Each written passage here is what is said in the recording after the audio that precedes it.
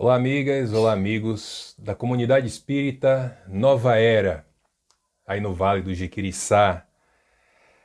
Eu sou Ivan César e vim atender ao convite que me foi feito para falar de mais um tema da doutrina espírita para você que está aí do outro lado acompanhando pelo canal do YouTube. E eu queria dizer a vocês, inclusive, que eu tô online. Então, se vocês quiserem fazer algum comentário, se vocês quiserem fazer alguma pergunta, claro, perguntas pertinentes ao tema, eu aqui estarei para responder aquilo que sei, obviamente. O que eu não souber, a gente vai pesquisar e aprende junto. Então, passo para Celso aí, que é discípulo de Kardec, e vai saber responder as dúvidas que possam surgir, né, desse contato. Enfim, já estamos no final de semana seguinte ao São João, né? Mais um ano sem o festejo de São João, sem a comemoração do São João. Mas para quem gosta dessa coisa das festas juninas, das tradições, principalmente aqui no nosso Nordeste, e olha que na Bahia a tradição é até um pouco mais fraca do que nos estados de Sergipe para cima. Mas nós também gostamos, principalmente das comidas típicas, estou falando por mim. Amendoim, milho cozido, meu Deus do céu. Aquilo, né, não pode ser invenção de Deus, não. Porque a gente começa a comer e não quer parar mais. Então aproveitem aí esse último final de semana. Para quem é católico, deve estar comemorando o São Pedro, né, as vésperas, né? São Pedro, dia 29, se eu não me engano. Mas enfim, então vamos voltar aqui ao nosso tema, porque hoje é um trabalho, a sugestão de tema é uma sugestão não muito comum, infelizmente, digo isso infelizmente, porque muitas vezes nas instituições que representamos, nas nossas casas espíritas, nós procuramos temáticas para as palestras doutrinárias, e aqui não vai nenhuma crítica destrutiva. Eu falo isso com a intenção sempre de colaborar, de fazer com que reflitamos um pouco mais a respeito do nosso papel enquanto dirigentes e palestrantes espíritas. Mas muitas vezes são sugeridos temas que você fica procurando qual é a conexão com o Espiritismo, com Jesus e com Kardec, e tem de fazer algumas vezes, falo isso como palestrante mesmo, muitas vezes você precisa fazer um verdadeiro malabarismo para poder fazer ali um link, fazer uma ligação entre o tema proposto e efetivamente o que a gente precisa falar, né? Que, como disse agora há pouco, falar de Espiritismo é falar de Jesus e Kardec. Claro, muitas vezes pegando temas da atualidade, questões, melhor dizendo, da atualidade, questões sociais, e trazendo a contribuição da doutrina espírita a respeito disso. Então, o tema que me foi sugerido para esse trabalho de agora é o título de uma obra daquele que eu posso chamar de um dos autores clássicos do Espiritismo aqui no Brasil. Espiritismo e doutrinas espiritualistas é o nosso tema de hoje, que é também uma obra de Deolindo Amorim. E eu quero de verdade, com toda a pureza da alma, com toda a força do meu coração, fazer um apelo. Um apelo a você que está acompanhando aí do outro lado. Não sei e também não cabe aqui procurar saber o tempo que você já tem de caminhada na doutrina espírita. Mas o meu apelo é no sentido de se conhecer, obviamente, depois de conhecer a codificação espírita, as 5 obras, conhecer os autores clássicos espíritas. Nós temos vários, desde Leon Denis, né, que vem logo depois de Kardec, até os autores brasileiros, Deolindo Amorim, Hermínio Miranda, Zilda Gama, Ivone Pereira, André Luiz não, Chico Xavier trazendo as obras de André Luiz, Divaldo Franco com os diversos espíritos que ele psicografa, e outros tantos nomes que eu poderia citar aqui, nomes de segurança. Entendam segurança como um material, em tese, doutrinariamente que faz sentido. Por que que eu estou dizendo isso? Porque às vezes a gente fala assim, são nomes de segurança, então se é de segurança eu não preciso nem questionar. Não, questione tudo. Tudo precisa ser questionado.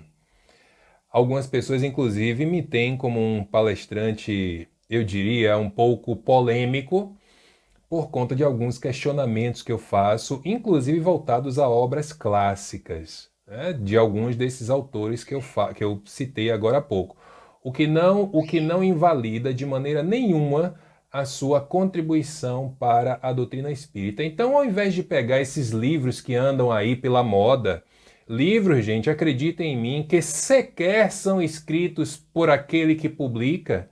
Tem gente contratando, não sei se vocês já ouviram falar, mas no mercado literário é um tema corriqueiro, tem gente contratando ghostwriters. O que são ghostwriters? Em uma tradução livre, são os escritores fantasmas. E não é fantasma de espírito, não. É gente, por exemplo, eu quero lançar um livro, eu tenho um tema, mas eu não tenho capacidade de escrever. Aí eu chego, contrato Celso. Celso, escreva esse livro aqui para mim. Aí pago a Celso por isso. Ele vai escrever, vai receber o seu valor, mas o livro, quando será lançado, terá o texto de Celso mais o meu nome. Tem gente fazendo isso dentro da doutrina espírita, acreditem ou não. Então tenham muito cuidado com essas modas. Eu vejo alguns livros aí que eu fico procurando qual o sentido doutrinário dessas publicações e não encontro. Então, clássicos como Deolindo Amorim, Herculano Pires e os outros que já citei aqui estão ficando esquecidos. E esquecidos de uma maneira grave, porque as suas obras são muito importantes e elas servem para aumentar as nossas bases. Então, Espiritismo e doutrinas espiritualistas é mais uma dessas obras que eu sugiro a leitura, sugiro o estudo, sugiro o debate, sugiro os questionamentos. Para falar de forma, eu diria até superficial, nós podemos dizer assim: todo espírita é espiritualista. Nem todo espiritualista é espírita. Então, quando nós falamos em doutrinas espiritualistas, nós também estamos falando do espiritismo. Quando falamos em espiritismo, também estamos falando em uma doutrina espiritualista. Aquele tipo de trabalho, aquele tipo de apresentação que acredita, e que no caso da doutrina espírita, como vamos ver mais abaixo, daqui a pouco, a doutrina espírita não apenas acredita, como ela comprova o mundo espiritual. Comprova a pré-existência e a continuidade da vida espiritual. O espiritismo, ele, como nós já sabemos, ele surge em um momento muito importante da história do nosso planeta, das nossas sociedades, em especial um momento importante da história da sociedade europeia de maneira geral, na França, na Alemanha, na Inglaterra, na Holanda, em outros tantos países. A gente vivia ali a época do Iluminismo. O Iluminismo de Rousseau, de Adam Smith, de Immanuel Kant, de outros tantos autores, filósofos, escritores, artistas. O Iluminismo era aquele movimento que lhe estimulava o pensamento, né? Era jogar luz mesmo sobre determinado assunto, daí o nome Iluminismo, para tentar não deixar ali muitas margens para dúvidas. E o Espiritismo surge ainda respirando esses ares. O período histórico ele vai variar aí, a depender de cada autor, mas o fato é que na metade do século XIX, quando a doutrina espírita começa a surgir enquanto corpo doutrinário, a influência iluminista ainda era muito grande. Então, o Espiritismo surge com essa proposta de questionar, de duvidar, de racionalizar. E a partir desse problema, né, quem está aí habituado aos artigos científicos sabe que qualquer artigo ele vai começar de um problema. Então, um problema que são, no caso, as manifestações mediúnicas, as manifestações espirituais, melhor dizendo, e que precisam de alguma explicação. E aí entra Kardec, com todos aqueles que fizeram parte do seu trabalho, né? Fizeram parte do staff, da equipe que veio montar, veio produzir as obras da doutrina espírita, as obras básicas, equipe que estava parte no plano espiritual, parte no plano material, no plano dos encarnados. O Espiritismo surge com uma proposta um pouco diferente em alguns casos, mas muito diferente em outros casos, isso se estivermos relacionando a doutrinas espiritualistas que já existiam. Por exemplo, aqui entre os nossos povos originários, os nossos indígenas, quando os portugueses invadem o Brasil, os índios já tinham o seu sistema de crenças, o seu sistema de crenças religioso, né, com os seus deuses, com as suas entidades, com todo aquele grupo de manifestação, aquele corpo de manifestação, que normalmente era ali chefiado pelo pajé de cada comunidade, pelo pajé de cada tribo, e a partir dali, sempre que se achava uma necessidade, os componentes iam lá buscar alguma orientação, alguma conversa um pouco mais especial sobre as problemáticas da vida. E aí saímos do regime, passamos, melhor dizendo, do regime apenas colonialista, e começam a chegar os escravos aqui no Brasil por volta de 1547, por aí. Dados históricos falam em aproximadamente 5 milhões de escravos desembarcando aqui no Brasil, que também traziam no seu corpo religioso uma doutrina espiritualista. Várias são as religiões que surgem baseadas naquilo que chamamos de matriz africana. O candomblé, a Umbanda, o voodoo, que vem de lá da África também, mas faz morada mais especialmente na América Central, Jamaica, Haiti, enfim. E outras tantas possibilidades religiosas que os escravos trazem para aqui, para o nosso país, para conviver entre nós. Aliás, eu até vou falar disso um pouquinho mais na frente, mas já para deixar vocês aí com a curiosidade aguçada, quem tiver condição, depois visitem lá no Facebook uma página que se chama Movimento Espírita Amigos do Bem. Nessa página vocês vão clicar nos vídeos. E o segundo vídeo da página, o segundo cronologicamente falando, então ele está lá embaixo na lista. O segundo vídeo é a segunda parte de uma entrevista que eu gravei com o diretor de comunicação da Federação Espírita Brasileira, senhor João Pinto Rabelo, baiano inclusive, baiano daqui do Recôncavo. Me foge agora se ele é de Cachoeiro ou de São Félix, mas enfim, é daqui do Recôncavo. E ele falava nessa segunda parte da entrevista, a partir do minuto 7h50. Podem procurar aí. Minuto 7h50, ele começa a falar, por exemplo, da África como berço da mediunidade no mundo. Ele fala também do compromisso espiritual entre o Brasil e a África. É muito interessante de assistir, eu sugiro que vocês deem uma olhada lá. Então, essas contribuições da matriz africana, quando chega aqui por questão de perseguição, aquela coisa toda que a gente já sabe, eles precisam aderir ao chamado sincretismo religioso. Então, o orixá X significa o santo Y, o orixá A significa o santo B, enfim. E assim seguimos com as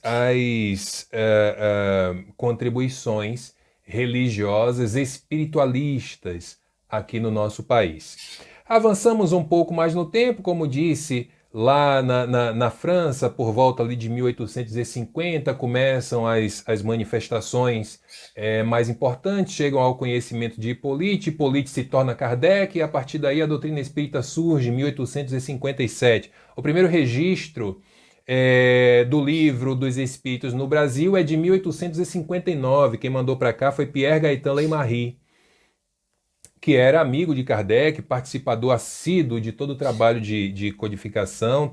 Inclusive, foi ele quem substituiu Kardec quando Kardec desencarnou. O livro Obras Póstumas, eita, quase não sai. O livro Obras Póstumas, ele só é lançado por um esforço pessoal e íntimo de Pierre Gaëtan Leymarie. Então, o Livro dos Espíritos chega aqui no Brasil já envolvido em todo esse caldo espiritual, em todo esse caldo espiritualista, em todo esse caldo cultural que nós vivemos em particularidade. Tanto que chega aqui, o Espiritismo chega aqui como uma doutrina essencialmente científica e filosófica, e aqui logo se torna uma doutrina essencialmente evangélica. Mas aqui, sem querer fazer comparações com nenhum outro tipo de expressão religiosa, com nenhum outro tipo de contribuição, a doutrina espírita ela se apresenta de uma forma inédita e de uma forma muito particular.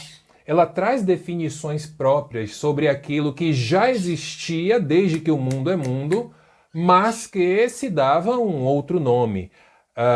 Ou se acreditava de uma outra maneira. A reencarnação, por exemplo. A reencarnação eu acho que é o principal tema que a doutrina espírita nos apresenta de uma maneira assim muito mais detalhista, de uma maneira muito mais embasada, porque, como disse, não apenas explica o fenômeno, como traz comprovações. E aí, lembram do início desse trabalho aqui, quando eu pedi que nós visitássemos os autores clássicos? É nos autores clássicos que nós vamos encontrar pesquisas, inclusive. Eu falei em Hermínio de Miranda. Hermínio de Miranda, em vários dos seus livros, ele cita as pesquisas de um escritor, pesquisador, Ian Stevenson, que ele, por exemplo, ele tem um livro dele, de Ian Stevenson, é assim... 2.000 casos sugestivos de reencarnação. E aí traz 2.000 casos.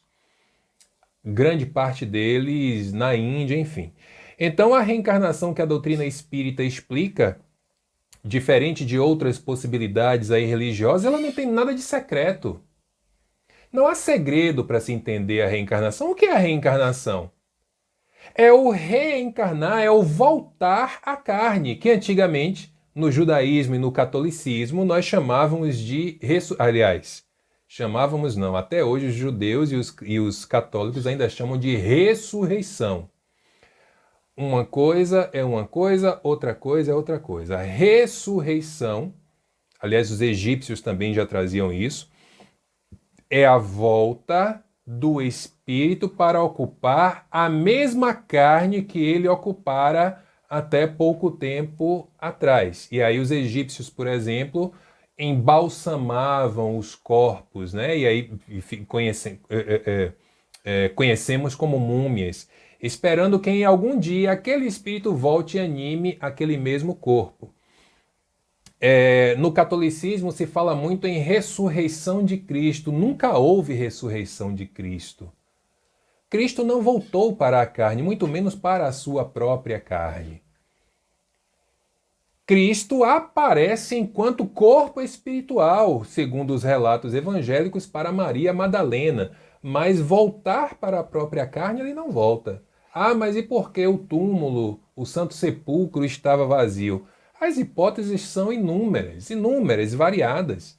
Mas não é por isso que, ainda mais com a contribuição da doutrina espírita, com as explicações da doutrina espírita, nós vamos crer que o Cristo voltou a viver entre nós usando aquela mesma carne. Imagine, a carne, logo depois de alguns dias, já começa aquele estado de putrefação, né? Imagine eu andando no mesmo corpo que eu ocupei 10 anos atrás, morto 10 anos atrás, andando pela rua, cheio de vermes caindo de mim. A imagem já é... Imaginar essa possibilidade já é triste. Imagine você ver. Claro, não vamos ver. Então, como eu ia dizendo, explicar a reencarnação não tem segredo nenhum. O conceito está aí para quem quiser visitar. Agora, claro, cada um vai visitar, Cada um vai aprender da forma como melhor lhe for conveniente. Para nós da doutrina espírita, acreditar na reencarnação, ou melhor, ter certeza da reencarnação, no meu modo de ver, é o primeiro e derradeiro passo para nós acreditarmos na justiça de Deus. Não há, de uma forma muito simples, eu digo isso, e objetiva, não há como acreditar na justiça de Deus sem acreditar na reencarnação. Por que, Ivan? Ora, muito simples. Imagine duas pessoas, uma é milionária e a outra é miserável. Ora, se a gente diz que Deus é justo, onde está a justiça em criar uma pessoa milionária e criar uma pessoa miserável? Que justiça é essa que privilegia um em detrimento do outro? Se tivermos os nossos olhos apenas no presente, não há como encontrar essa justiça. Então Deus não é justo. Opa, que Deus é esse?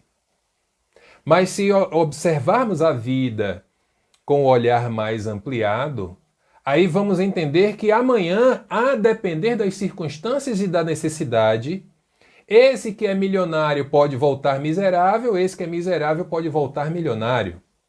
Os dois podem voltar milionários, os dois podem voltar miseráveis, podem voltar na mesma situação anterior, um milionário, outro miserável, enfim, é só a reencarnação pode nos apresentar essas possibilidades. Tudo isso em vistas a quê? Evolução do espírito. A doutrina espírita, em nenhum momento na doutrina espírita vocês vão ver algum tema, algum texto, alguma passagem onde esteja a orientação. Apenas os espíritas podem saber disso aqui, em nenhum momento. Porque o ensino é universal. Para quem não sabe, o processo de codificação da doutrina espírita não contou apenas com franceses, não, longe disso. Kardec mandou as mesmas perguntas para médiuns em várias partes do mundo. Imagine, se hoje a gente pode fazer isso com o WhatsApp, com o Instagram, com o Facebook, com o que for. Imagine em 1850, 1855, quando ele começa efetivamente o seu trabalho.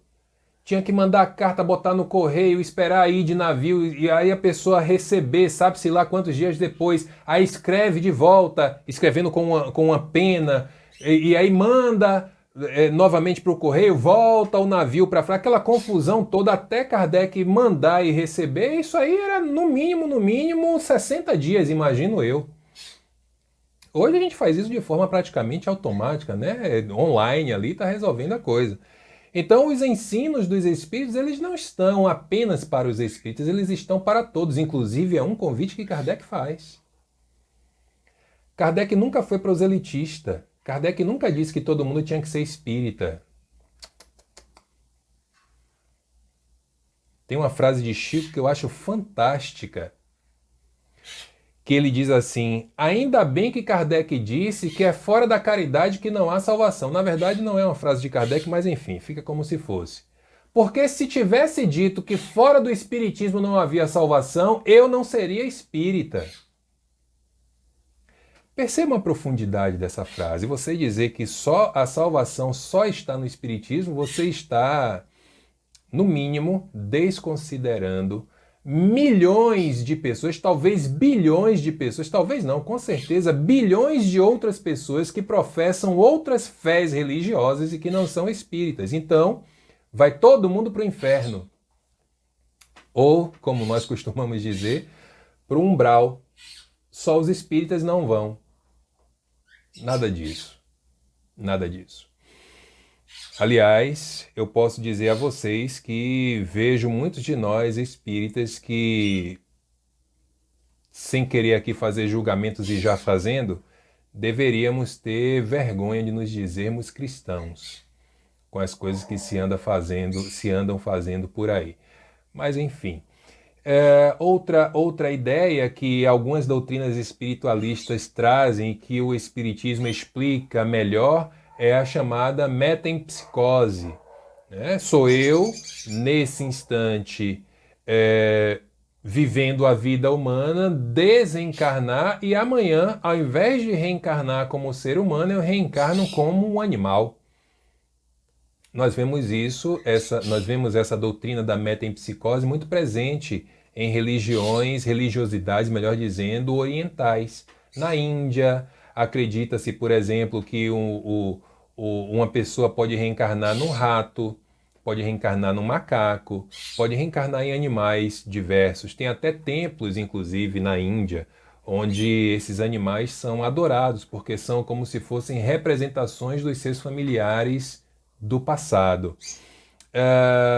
Há, inclusive, quem acredite que os vegetais têm alma, mas aí a doutrina espírita vem nos dizendo... Aliás, deixa eu voltar à metempsicose. Por que que a metempsicose não existe para o espiritismo? Por uma razão também muito simples. Porque o espírito ele não regride em aprendizado. Ou melhor, o espírito não regride em evolução. Nós somos mais evoluídos, embora alguns seres humanos façam um esforço muito grande para provar o contrário, mas nós somos mais evoluídos que os animais, qualquer que seja o animal.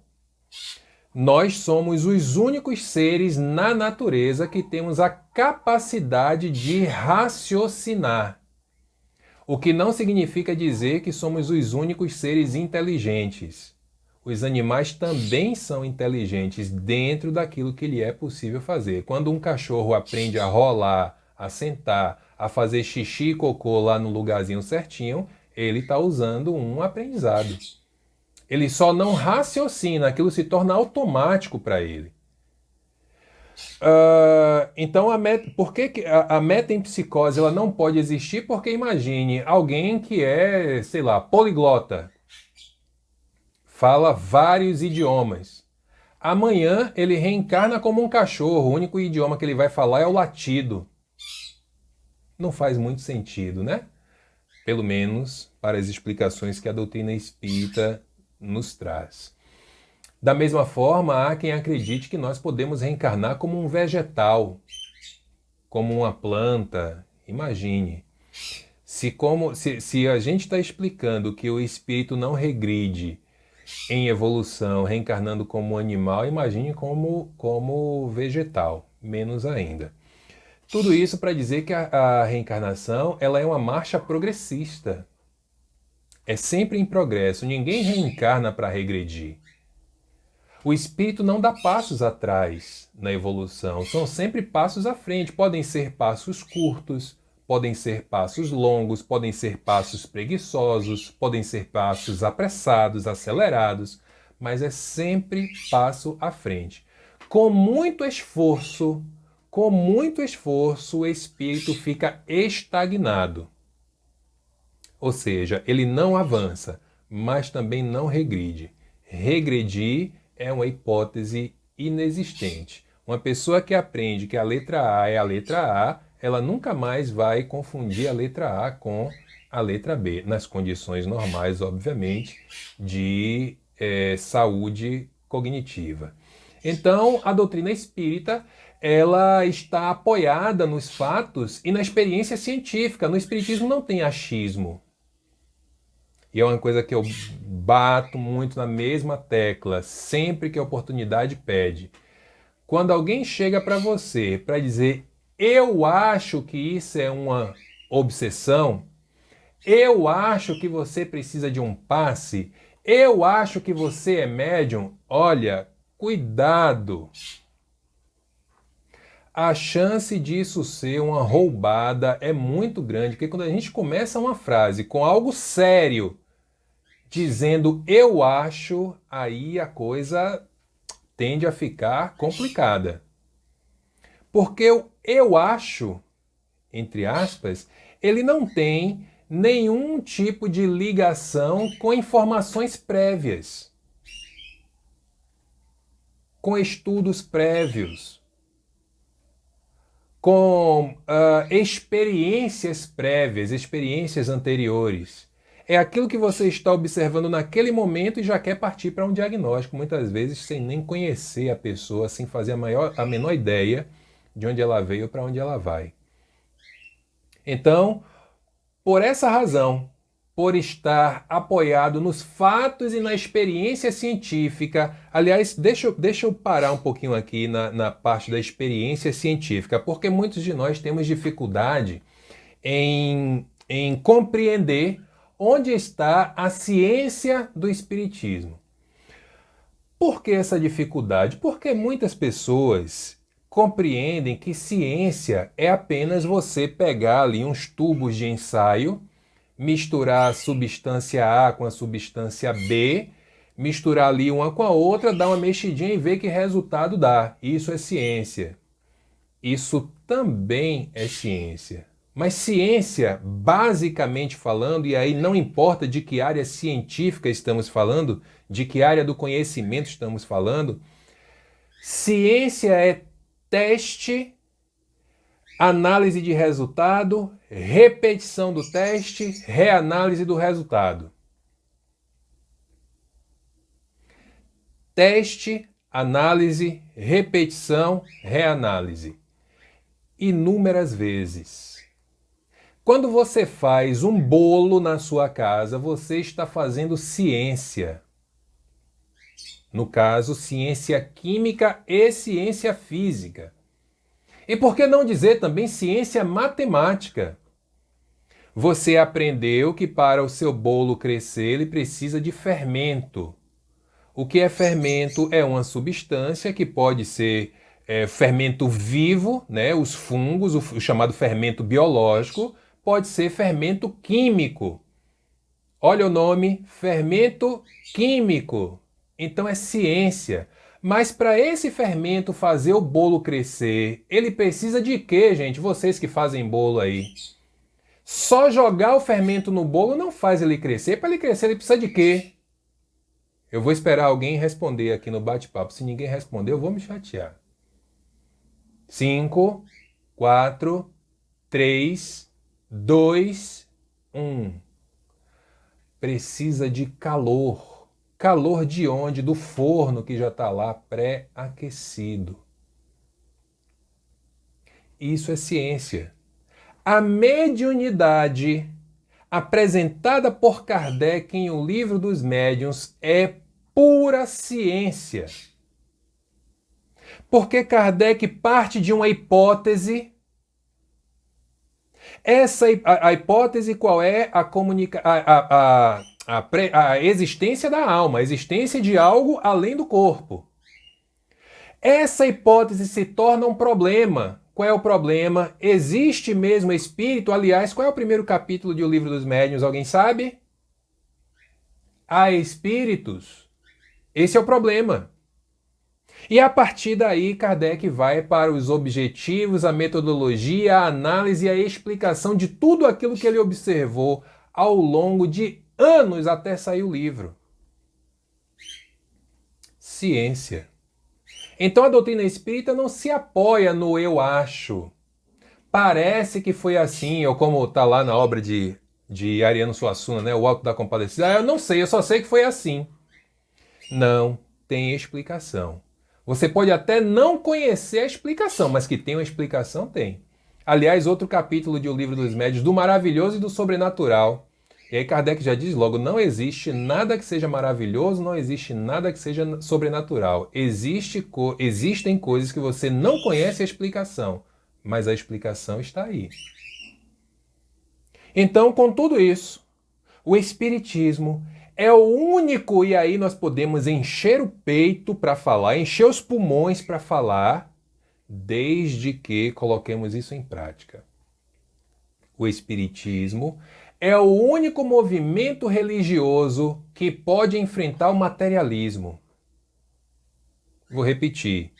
Essa é uma frase de Deolindo Amorim, do seu livro. Ali, para quem está chegando agora, estamos falando sobre o Espiritismo e doutrinas espiritualistas, que é um título de uma das obras de Deolindo Amorim. O Espiritismo é o único movimento religioso que pode enfrentar o materialismo. Por quê? Porque, como disse, não existe segredo. Tudo é explicável e comprovável. Quem tiver olhos de ver, E veja, aqueles que quiserem permanecer na penumbra das suas almas, é uma decisão de cada um, né? O Espiritismo ele traz uma visão universalista do conhecimento, independente dos fatos históricos, da geografia, das condições sociais, da época, da humanidade. O que é a visão universalista? Ela vale para qualquer época e para qualquer compreensão, para qualquer inteligência. Não está restrita lá na metade do século XIX, não estava restrita aos franceses, é para o mundo todo. Aliás, os espíritos diziam, né? E continuam dizendo que os sinais estão aí pipocando em tudo que é lugar do mundo. Aliás, quando eu vejo... Hoje mesmo eu via uma chamada para uma matéria que está no site da BBC Brasil. BBC News Brasil. O título era mais ou menos assim: a ciência em busca da explicação para as premonições, para o saber do futuro. Enquanto a ciência estiver na busca baseada nos tubos de ensaio, nas pipetas, naqueles instrumentos todos que usam, acho difícil que encontre alguma explicação. Mas a hora que a ciência que eu digo do dia a dia, ela expandir um pouco os seus horizontes para observações como o livro A Gênese, acho que a coisa vai caminhar com um pouco mais de velocidade. Então essa visão universalista, ela dá oportunidade a todos nós, né? É diferente de você chegar em uma ou outra expressão religiosa e ter lá as suas hierarquias. Não, para você saber isso aqui, você vai ter que chegar nesse posto. Aí você quer saber mais. Não, isso só quando você subir mais um degrauzinho. Isso funciona, no nosso caso, isso funciona para a nossa ascensão espiritual. Mas para o conhecimento que está disponível na Terra, ele está acessível para todo mundo. Para quem quiser acreditar, para quem não quiser acreditar, para quem quiser comprovar, para quem não quiser comprovar, ele está aí. Ah, Ivan, você acredita na reencarnação? Não, eu não acredito na reencarnação. Porque quem acredita algum dia pode deixar de acreditar. Eu sei, eu tenho certeza. A reencarnação não é uma ideia, a reencarnação é uma realidade. Assim como a sabedoria, e aí vem novamente a ideia do ensino universalista, do universalismo espírita, que a sabedoria, ela não é um privilégio da complexidade, e chamo a atenção mais uma vez dos meus colegas palestrantes espíritas. Parem, pelo amor de Deus, parem de usar palavras que nem vocês conhecem nas suas palestras. Parem de ficar com esses textos rebuscados que ninguém entende. Muitas vezes nem quem está falando entende. Parem de ficar indo buscar palavra bonita no dicionário para botar lá na palestra e parecer alguém mais importante. Parem. Vocês não são cristãos, nós não somos cristãos. O modelo cristão não é Jesus. Agora vão procurar no Evangelho quando foi que Jesus, para falar aos simples, procurou termos rebuscados. Sabe por quê? Porque Jesus também era simples. Mas aí eu, para satisfazer a minha sanha vaidosa, eu vou pegar as palavras mais esdrúxulas para colocar no meu trabalho. Como se, para ser um palestrante, para falar direito, eu precise devorar o dicionário. É a mesma coisa quando alguém vai me convida para um trabalho e diz assim: Ivan, você poderia me informar os seus títulos acadêmicos para eu poder colocar aqui no card de divulgação? Para quê? Quer dizer que para falar de Jesus, para falar de Kardec, eu preciso de título acadêmico agora? Sem a menor necessidade. Porque, aí vem mais uma frase de Deolindo, a sabedoria ela não é um privilégio do complexo. Pelo contrário, Ela está até mais acessível ao simples. Saiu uma pesquisa recente falando sobre a inflexibilidade mental das pessoas que têm doutorado e pós-doutorado. Porque elas estão. Claro, não aqui generalizando, mas a maior parte delas estão tão focadas naquela linha de raciocínio que ela não aceita nenhuma outra hipótese diferente daquela. Então, se torna alguém com pensamento inflexível. Não. Um sábio da antiguidade já não disse? Só sei que nada sei. E olhe que ele fala essa frase quando ele é, eu vou dizer assim, homenageado pela famosa pitonisa do Delfos como a mente mais brilhante da Grécia. E aí o que é que ele diz? Não, eu só sei que nada sei. Porque quem admite que não sabe ainda consegue aprender alguma coisa. Agora, quem acha que já sabe tudo nem se dá a oportunidade de aprender. Então, fale simples. Quanto mais simples você falar, mais gente você vai atingir. Claro, nós podemos, não só podemos, como devemos trazer aqui uma ou outra informação que talvez a maior parte das pessoas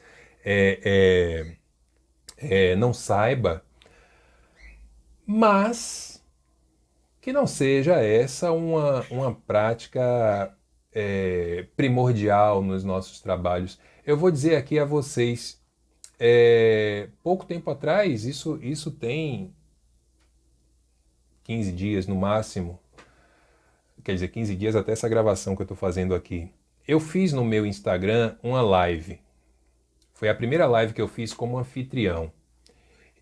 E como eu era o anfitrião, eu quis fazer algo que realmente eu sempre sonhei em fazer, mas que não tinha ainda montado um modelo para que eu pudesse seguir. Qual foi a live que eu fiz? Eu dei o título de Diversidade Mediúnica, tá no meu Instagram, no meu Reels, para quem quiser assistir. Diversidade mediúnica. Digo, opa, diversidade já dá a vocês mais ou menos a ideia de para onde eu queria ir. Então, o que é que eu fiz? Eu poderia ter chamado espíritas para conversar sobre diversidade mediúnica, mas eu não quis. Porque o texto espírita eu já sei. Então, o que é que eu fiz? Eu convidei um médium umbandista, Rafael Bittencourt. Aliás, para quem não sabe, a hipótese mais aceita a respeito da Umbanda, que é uma religião brasileira, a hipótese mais aceita a respeito da Umbanda é que ela é uma dissidência do espiritismo. Dizem, para resumir aqui a história, que um médium, que me foge o nome agora, mas é o fundador da Umbanda, ele era de uma casa espírita. E aí, quando chega um preto velho para comunicar, jogam ele, praticamente expulsam ele da casa. Então, o que é que esse preto velho diz? Então, já que aconteceu isso, o jeito é você fazer seus próprios passos, andar com suas próprias pernas. E aí surge a Umbanda. Mas enfim, então convidei Rafael Bittencourt e convidei um amigo de muitos anos, que é um pesquisador mesmo das religiões de matriz africana, em especial do candomblé, Fábio Lima, professor antropólogo Fábio Lima. E nós falamos sobre mediunidade, sem direcionamentos. Eu apenas lançava o questionamento, Rafael falava da sua experiência, Fábio falava da sua experiência. Até hoje, 15 dias depois, eu recebo mensagens comentando essa live, do tanto que as pessoas gostaram. Porque saímos dessa ideia egocêntrica daquilo que apenas o que nós fazemos é o que vale. E partimos para observar o outro lado, observar o nosso entorno. Aliás, eu posso dizer a vocês com muita verdade que todo baiano, por uma questão, não por uma questão religiosa, mas por uma questão cultural, deveria minimamente procurar conhecer como funciona o candomblé. nós estamos falando de uma população de 80% de negros na Bahia, 82% em Salvador, 82% de negros em Salvador. O negro baiano, o negro soteropolitano, dificilmente não será um negro descendente de escravos. Quem traz o candomblé para cá são os escravos, nas suas mais diversas formas de prática hoje. Isso significa dizer que você tem que abandonar o espiritismo e se tornar um candomblessista? Não. Significa dizer que, em nome da nossa história, em nome da nossa cultura, a gente precisa saber, por exemplo, que Exu não é o Satanás. Aliás, Satanás existe? Pensem nisso. Nós não temos segredos, nós espíritas não temos segredos, não temos simbolismos, não temos cerimônias. Pelo menos não deveríamos ter. O que alguns espíritas andam fazendo aí é diferente disso, mas o corpo doutrinário espírita não tem absolutamente nada disso. Como disse, e essa é a principal característica da doutrina espírita, o conhecimento está acessível a todas e a todos, aqueles que quiserem. Então, aqui não há escolhidos. Quando você elege alguém como seu ídolo, como sua ídola, isso é uma arbitrariedade sua. A doutrina espírita não tem bispo, não tem cardeal, não tem padre, não tem pai de santo, não tem ialorixá, não tem nada disso. A referência, a sua referência, deveria ser, sabe quem? Você. Com as dificuldades que nós temos e continuaremos a ter durante algum tempo, a doutrina espírita nos direciona para um modelo, qual Jesus. Independente da sua crença, Jesus, indubitavelmente, foi o espírito mais evoluído que aqui já pisou. Não à toa, a história passa a ser dividida em antes e depois dele. Se fosse uma pessoa sem importância para aquela época em que se vivia, no Império Romano, que tirava tudo e todos de seu caminho, o nome Jesus, a figura Jesus já teria sumido da história há muito tempo. E até hoje, e assim continuará sendo, é a Jesus que nós temos que recorrer, a sua vida que nós temos que recorrer quando falamos em períodos históricos ocidentais. Então, a lei ela é invariável, tanto no mundo físico como no mundo mental e principalmente no mundo moral.